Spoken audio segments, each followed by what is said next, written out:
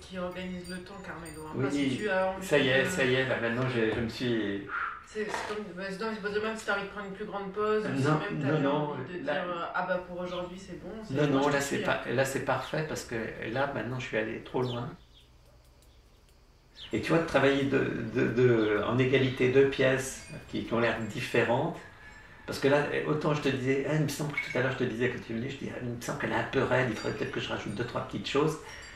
Et en fait, en faisant celle-là, puisque je les ai travaillées finalement en écho, quoi, c'est vrai, je me rends compte que là où il y a le cerf, il faut que ça bouge.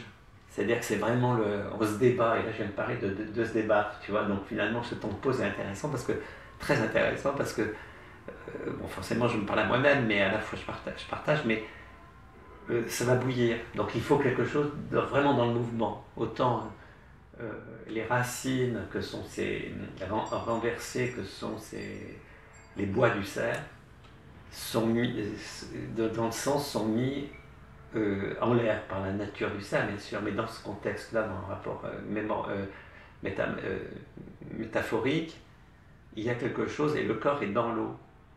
Donc il se débat, il y a une espèce de renversement. Et il va y avoir des oiseaux, disons des pies, je ne sais pas, enfin, pour le moment, on va voir si j'arrive à les dessiner. Mais qui est de chercher une stabilité sur quelque chose qui est très mouvant.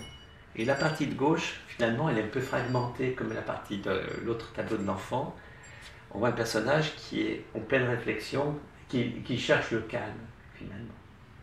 Et donc il va y avoir forcément une césure entre les deux.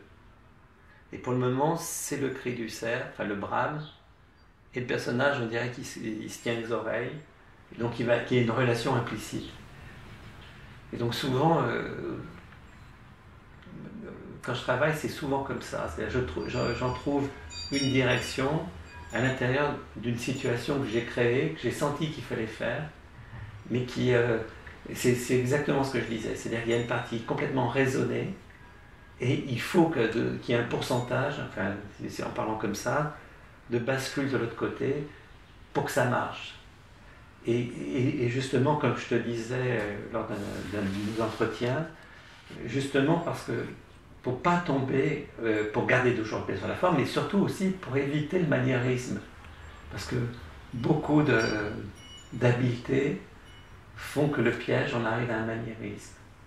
Et donc, moi j'ai toujours pensé que l'art, il fallait, c'est autre chose.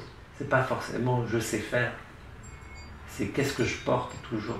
Et c'est là que ça me permet de comprendre beaucoup de formes d'expressivité artistique, minimaliste, conceptuelle, etc.